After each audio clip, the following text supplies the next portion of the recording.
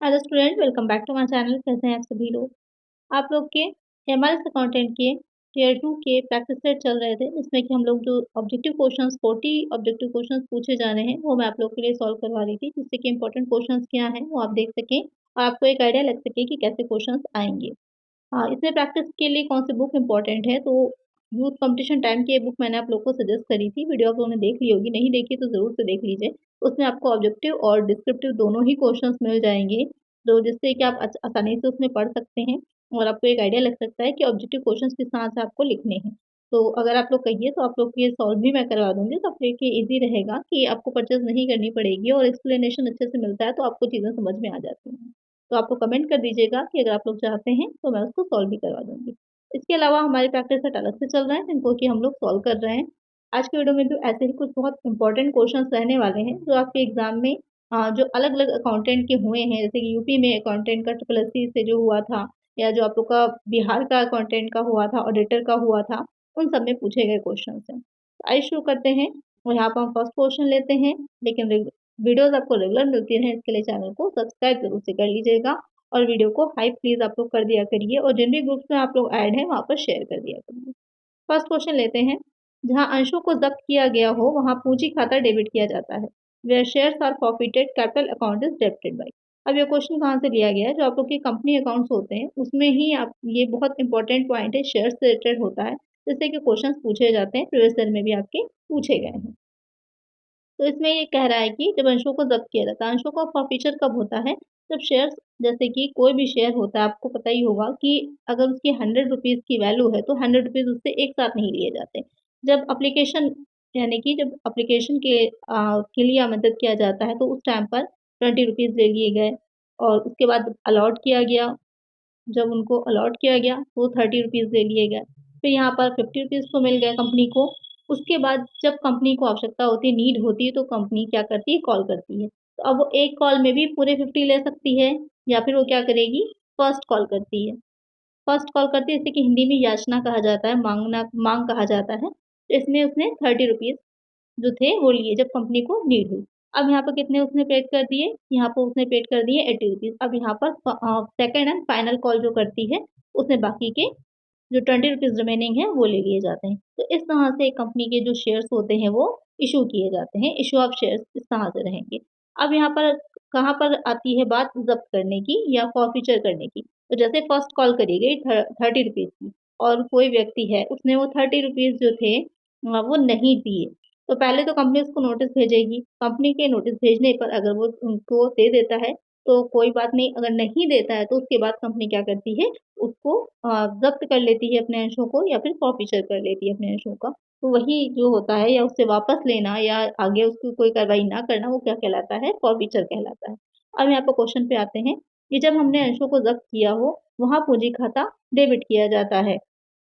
किस अमाउंट से किया जाता है? शेयरों पर भुगतान की गई राशि से ज़ब्त खाता, लाभ और हानि खाता, बकाया में कॉल। तो paid up amount on shares, profited account, profit and loss account, cost scenario. तो जो पेड अप अमाउंट होता है शेयर का, उस अमाउंट से क्या किया जाता है, डेबिट किया जाता है कैपिटल अकाउंट को। तो एक आंसर हमारा ऑप्शन ए रहेगा। जो जनरल एंट्री होती है, ये उससे रिलेटेड क्वेश्चन है कि जो कैपिटल अकाउंट में हम डालते हैं, कैपिटल अकाउंट को हम डेबिट कर रहे होते हैं जब, तो वहाँ पर जो अमाउंट दिखाया जाता है, तो जो पेड अप मनी होती है, जो पेड अप राशि होती है, वो दिखाई जाती है। तो एक आंसर क्या होगा हमारा, ऑप्शन ए हो जाएगा। चलिए नेक्स्ट क्वेश्चन है। सुरक्षा प्रीमियम की राशि का उपयोग निम्न के लिए किया जा सकता है। The amount of security premium can be utilise for. प्रारंभिक खर्चों में डालना, बोनस शेयर जारी करना, दोनों, या फिर इनमें से कोई नहीं।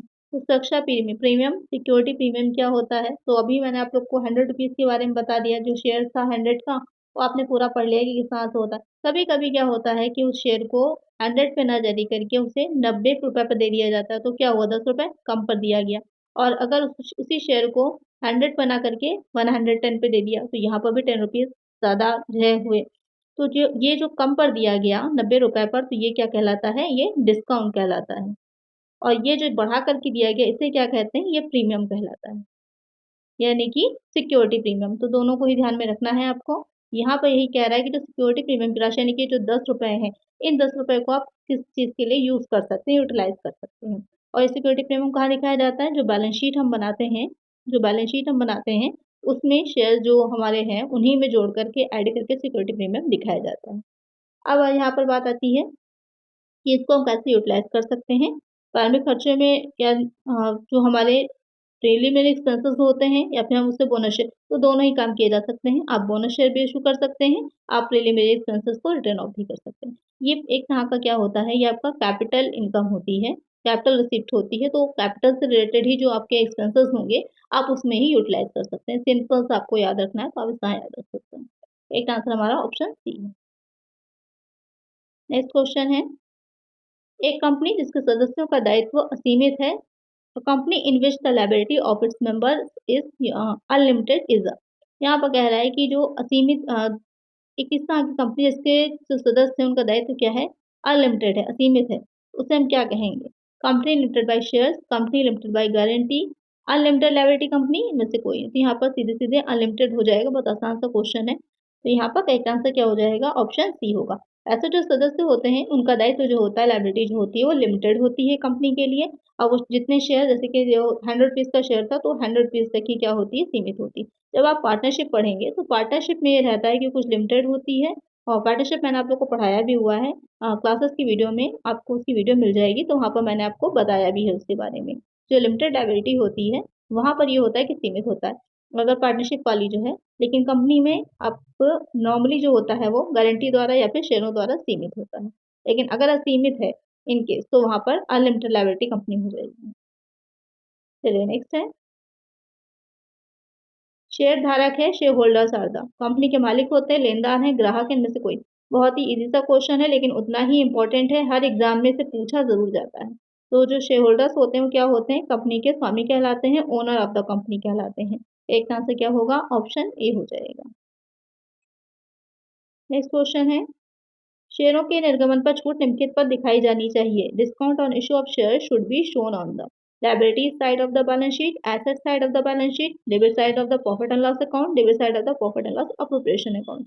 तो जो डिस्काउंट दिया जा रहा है, जैसे कि अभी मैंने आपको बताया ही था कि 100 रुपीज़ का जो शेयर है वो 90 का अगर दिया जा रहा है, तो 10 रुपये का क्या मिल रहा है? डिस्काउंट मिल रहा है।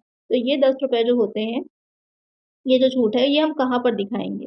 किस साइड में दिखाई जाएगी? तो ये क्या है, 10 रुपए एक जो आपको कम पे मिल रहा है तो वो एक एसेट की तरह है आपके, तो उसे हम asset asset side of the balance sheet के एसेट साइड में दिखाते हैं। कहाँ पर दिखाते हैं? जो मिसलेनियस एक्सपेंडिचर जो सबसे लास्ट में हम दिखाते हैं एसेट साइड में, उसमें हम उसको दिखाते हैं। करेक्ट आंसर हमारा ऑप्शन बी। नेक्स्ट क्वेश्चन है, जब्त किए गए शेयरों के पुनर्निर्गमन पर अनुमत छूट को डेबिट किया जाता है। Discount allowed on the reissue of forfeited shares is debited to shares forfeiture account, share discount account, profit and loss account, capital reserve account. तो यहाँ पर कह रहा है कि जो डिस्काउंट अलाउ किया जा रहा है रीइश्यू ऑफ फॉरफिटेड शेयर पर, उसको कहाँ पर डेबिट किया जाता है। अब ये ध्यान दीजिएगा यहाँ पर रीइश्यू, अभी तक आप फॉरफीचर आपने समझ लिया, फॉरफीचर मैंने आपको समझा दिया। यहाँ पर आपका जो चैप्टर शेयर्स वाला है वो पूरा क्लियर हो जाएगा, उसमें जितनी भी इंपॉर्टेंट चीज़ें पूछी जा सकती हैं आपके एग्जाम में, वो सारी ही मैंने क्वेश्चन के थ्रू इंक्लूड कर ली हैं। अब यहाँ पर जो कह रहा है कि जो शेयर को हम रीइश्यू जो फॉरफीचर हमने किया था, जो हमने ज़ब्त कर लिए थे शेयर्स, उनको हम कभी-कभी कंपनी क्या करती है, रीइश्यू कर देती है, दोबारा से निर्मित कर देती है। तो दोबारा से जब निर्मित करती है, तो उसमें अगर जो डिस्काउंट दिया जा रहा है, कोई अगर, तो उस डिस्काउंट को हम कहाँ दिखाएँगे या कहाँ डेबिट करते हैं? तो शेयर फॉरफीचर अकाउंट जो होता है, उसमें हम उसको डेबिट करते हैं। तो एक आंसर क्या हो जाएगा? ऑप्शन ए हो जाएगा। तो ये काफ़ी इम्पोर्टेंट चीज़ है, इसको ज़रूर से ध्यान में रखिएगा। ये अक्सर एग्ज़ाम में आपके क्वेश्चन पूछे जाते हैं इस तरह के और वहाँ पर आप एग्ज़ाम में कन्फ्यूज़ होते हैं। इसीलिए ये क्वेश्चंस अलग से मैं आप लोग को प्रोवाइड इस तरह से करा रही हूँ, पॉइंट वाइज़ भी। जैसे कि शेयर्स चैप्टर से आपका पूरा हो जाएगा, जिससे कि आपकी कोई कन्फ्यूज़न ना रहेगा, क्लियर हो जाएगी। चलिए नेक्स्ट है, किस प्रकार के अंशों पर निश्चित दर पर लाभांश का भुगतान किया जाता है? On which kind of share dividend is paid at a fixed rate? Equity shares, preference shares, both A and B, इनमें से कोई नहीं। तो यहाँ पर कह रहा है कि डिविडेंड का जो रेट होता है वो फिक्स होता है। तो जो आपके प्राधिकार अंश होते हैं, जो प्रेफरेंस शेयर्स होते हैं आपने देखा होगा उसके साथ एक दर लगी रहती है 10% प्रेफरेंस शेयर्स इस तरह से या फिर 6%, 8%। लेकिन जो इक्विटी शेयर्स होते हैं वो डायरेक्ट इक्विटी शेयर्स लिखे होते हैं, उनके पास साथ में कोई दर नहीं होती। आपने डिबेंचर के साथ में भी देखा होगा कि 5% डिबेंचर, तो ये 5% का क्या मतलब है कि 5% इंटरेस्ट मिलेगा, 10% डिविडेंड मिलेगा। इक्विटी के साथ नहीं होता, जो एनुअल जनरल मीटिंग होती है उसमें डिसाइड किया जाता है प्रॉफिट कितना हुआ है, उसी के अकॉर्डिंग जो डिविडेंड होता है वो दिया जाता है। तो एक आंसर हमारा ऑप्शन बी है।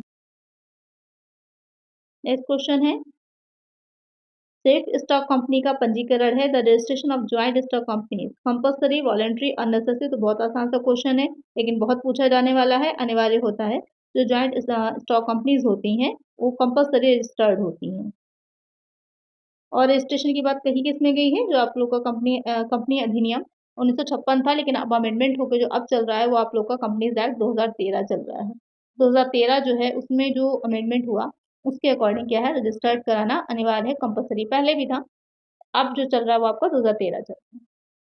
नेक्स्ट है, शेयरों के निर्गमन पर प्राप्त प्रीमियम को यहाँ दिखाया जाता है। Premium received on issue of shares account is shown at the asset side, liability side, credit side और profit and loss account, debit side और प्रॉफिट एंड लॉस अकाउंट। यहाँ पर क्या कह रहा है कि अगर हमने शेयर्स को निर्मित किया है उन पर जो प्रीमियम, अभी प्रीमियम के बारे में मैंने आपको बताया ही था, तो इसे हम कहाँ पर दिखाते हैं, इसे हम जो लायबिलिटी साइड होता है बैलेंस शीट का उधर दिखाते हैं। जो आपको कैपिटल रिजर्व का जो पॉइंट होता है रिजर्व का, उसके अंतर्गत दिखाया जाता है। चलिए नेक्स्ट है, share premium account is shown in the balance sheet under. Share premium खाता बैलेंस शीट में इस प्रकार दिखाया जाता है। यहाँ पर जो प्रीमियम अकाउंट है उसे बैलेंस शीट में हम कहाँ पर दिखाते हैं, अलग अलग तरह से जो क्वेश्चन बन सकता है, मैंने उतने पॉसिबल तरीके से आप लोग को समझाया। जैसे कि यहाँ पर जो है, यहाँ पर लायबिलिटी और एसेट नहीं पूछ रहा, आपसे हेड पूछ रहा है। कैपिटल हेड में रिजर्व एंड सरप्लस में करंट लायबिलिटी करंट एसेट, तो कहाँ दिखाएंगे, अभी मैंने बताया रिजर्व साइड में रिजर्व एंड सरप्लस में दिखाते हैं। एक आंसर हमारा ऑप्शन बी है। अच्छा, यहीं पर अगर क्वेश्चन बनता कि जो कॉस्ट इन एरियर होता है या फिर कॉस्ट इन एडवांस होता है उसे हम कहाँ पर दिखाते हैं, तो उसे जो हम दिखाते हैं वो शेयर्स में जोड़कर, या शेयर जो कॉस्ट इन एरियर है उसे शेयर्स में से घटाकर लेस करके दिखाया जाता है। चलिए नेक्स्ट है, discount on issue of shares in account. खाते में शेयर जारी करने पर छूट, capital loss, revenue loss, trading loss या फिर speculating loss. Discount on issue of shares, अगर हम शेयर्स को इशू कर रहे हैं तो जो उस पर डिस्काउंट होता है वो क्या है, किस तरह का है। बहुत ही अच्छा और बहुत ही इंपॉर्टेंट क्वेश्चन है। ये ऐसे क्वेश्चंस हैं आप लोग के जो डायरेक्टली पूछे जा रहे हैं आपके एग्जाम्स में, और वहाँ पर आप काफ़ी कंफ्यूज होते हैं। तो शेयर्स को जब इशू करते हैं उस पर जो डिस्काउंट देते हैं वो क्या है, पहले ही मैंने बताया शेयर्स क्या है, लॉन्ग टर्म से रिलेटेड हो जाते हैं, तो क्या है, कैपिटल नेचर के हैं, कैपिटल नेचर के हैं। और आपने डिस्काउंट दे दिया, 100 की चीज़ 90 की दे दी, तो आपको लॉस ही तो हुआ ना 10 रुपए का, तो वो क्या है, कैपिटल लॉस है। करेक्ट आंसर हमारा ऑप्शन ए है। नेक्स्ट क्वेश्चन है, dividends are usually paid on, लाभांश का भुगतान आमतौर पर इस पर किया जाता है, अथोराइज कैपिटल पर, इशूड कैपिटल पर, कॉल्ड अप कैपिटल पर, पेड अप कैपिटल पर। यहाँ पर कह रहा है कि जो डिविडेंड है वो किस कैपिटल पर पेड किया जाता है। बहुत ही अच्छा और इम्पोर्टेंट क्वेश्चन है ये भी। जो डिविडेंड होता है आपका, जो आपने जो एसेट है, सॉरी, जो आपके शेयर्स हैं जो आपने निर्मित किए हैं, जिस पर जितनी पूंजी आपको चुकता करी गई है, पे करी गई है, उसी पूंजी पर तो देंगे। जो आपको पूंजी अभी मिली ही नहीं है, पे करी नहीं गई, चुकता नहीं है, उस पर तो आप नहीं देंगे डिविडेंड किसी को। तो पेड अप कैपिटल जो होती है उस पर ही दिया जाता है जो आपका डिविडेंड होगा। एक आंसर हमारा ऑप्शन डी। अथोराइज कैपिटल कौन सी होती है, मेमोरेंडम ऑफ एसोसिएशन, जो पार्षद सीमा नियम होता है, उस पार्षद सीमा नियम में जो कैपिटल लिखी जाती है, वहाँ पर आपके 6 वाक्य होते हैं, 6 क्लॉज होते हैं, उसमें जो कैपिटल लिखी जाती है वो अथोराइज कैपिटल कहलाती है पूंजी वाक्य में। इशूड कैपिटल, उसमें से जितनी कैपिटल जो होती है वो इशू कर दी गई है। कॉल्ड अप कैपिटल, जितनी की याचना करी गई है। और पेड अप, उस याचना में से जितनी चुकता हो गई है। अब आप इस तरह से एक लाइन में समझिए तो आपको चीजें याद रहेंगी। चलिए नेक्स्ट है, if vendors are issued fully paid shares of rupees 1 lakh in consideration of net assets of rupees 1 lakh 20,000, the balance of rupees 20,000 will be catered to। यदि विक्रेताओं को 1,20,000 रुपए की शुद्ध परिसंपत्तियों के बदले 1 लाख रुपए के पूर्ण भुगतान वाले शेयर जारी किए जाते हैं, तो 20,000 रुपए का जो शेष है उसे हम कहाँ पर क्रेडिट करेंगे, कहाँ पर जमा करेंगे। तो यहाँ पर जो क्वेश्चन आपसे कह रहा है कि 1,20,000 रुपए की क्या है, जो एसेट है, जो नेट एसेट है वो कितने की हैं, यहाँ पर नेट एसेट जो है वो 1,20,000 की हैं। और उसके बदले में जो शेयर्स दिए गए हैं, जो शेयर्स जारी किए गए हैं वो कितने के हैं, वो 1 लाख के हैं। तो अब डिफरेंस कितने का आया, ये 20,000 का आया। तो ये 20,000 जो है उसे हम कहाँ पर दिखाएंगे, ये कह रहा है। तो उसे हम दिखाते हैं कैपिटल रिजर्व अकाउंट में, क्योंकि वो आपकी क्या है, कैपिटल नेचर की है, क्योंकि एसेट भी है, ये कैपिटल नेचर की है और ये शेयर्स भी, तो उसे हम दिखाएंगे आपके कैपिटल रिजर्व अकाउंट में। करेक्ट आंसर क्या हो जाएगा हमारा, ऑप्शन बी हो जाएगा। चलिए नेक्स्ट है,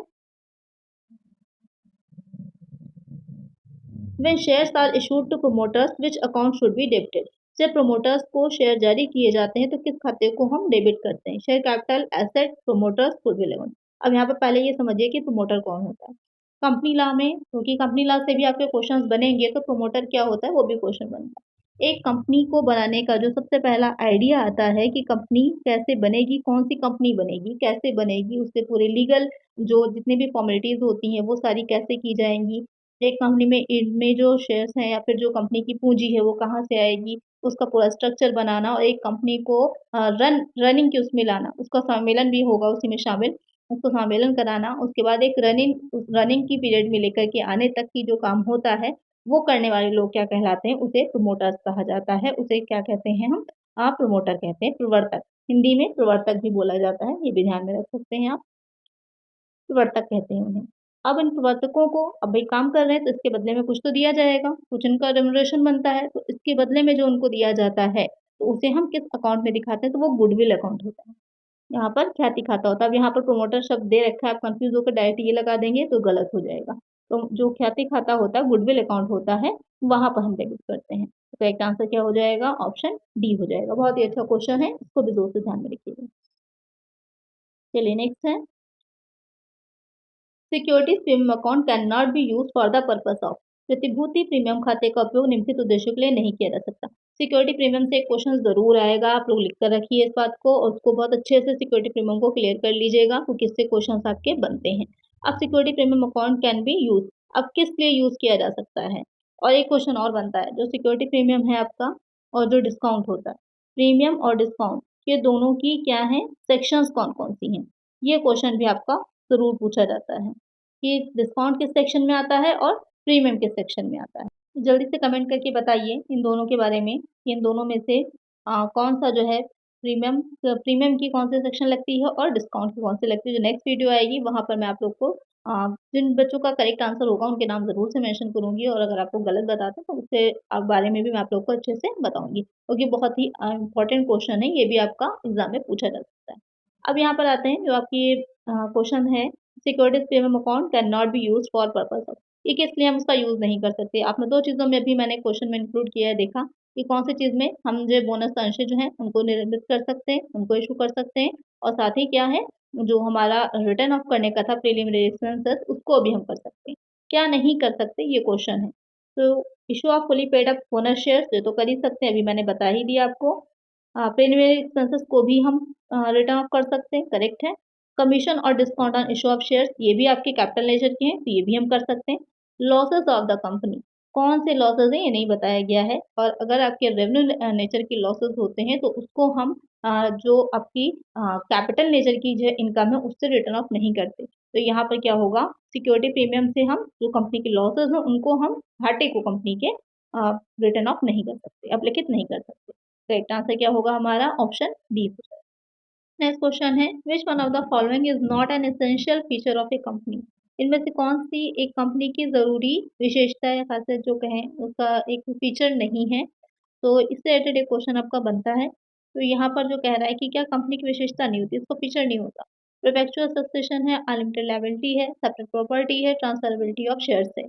तो यहाँ पर हमेशा चलने वाला उत्तराधिकार भी होता है कि किसी व्यक्ति के आने जाने का कंपनी पर कोई इफेक्ट नहीं पड़ता, जैसे कि पार्टनरशिप में होता है कि कोई व्यक्ति की मृत्यु हो जाए, वो कम या वो पार्टनरशिप को छोड़ के चला जाए, तो साझेदारी क्या होती है, टूट जाती है। एक कंपनी में ऐसा नहीं होता, प्रॉपर्टी भी सेपरेट होती है और अंशों को हस्तांतरित भी किया जा सकता है। अब यहाँ पर प्राइवेट कंपनी की बात नहीं हो रही है, एक जनरल ऐसे बात की जा रही है। तो जो पब्लिक कंपनी होती है वहाँ पर जो शेयर्स होते हैं वो ट्रांसफरेबल होते हैं। तो यहाँ पर जो अनलिमिटेड लायबिलिटी है, ये वाला फीचर जनरली कंपनी में नहीं होता, अनलेस वो आपकी अनलिमिटेड लायबिलिटी वाली ही ना हो, तो एक अलग बात है, वरना जनरली ये वाला फीचर जो होता है अनलिमिटेड लायबिलिटी वाला नहीं होता। जितने शेयर्स उसे लिए होते हैं, जितने के लिए होते हैं, उतने तक ही उस सदस्य का, उस मेंबर का, उस शेयर होल्डर का दायित्व जो होता है वो सीमित होता है। तो एक आंसर यहाँ पर ऑप्शन बी रहेगा। नेक्स्ट क्वेश्चन है, government company is defined under, सरकारी कंपनी को जो आपकी सरकारी कंपनी है, गवर्नमेंट कंपनी है, वो किस सेक्शन में दिखाया जाता है उसे।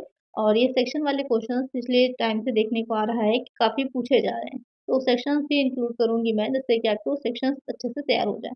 अब सेक्शन किसमें आएँगी, कंपनी लॉ में आती हैं, आपकी ऑडिटर वाले में कुछ सेक्शंस पूछी जाती हैं, तो उन सबको, या फिर जीएसटी है, उसकी की भी सेक्शंस हैं, तो वो सारी सेक्शंस मैं आप लोग को पढ़ा दूँगी।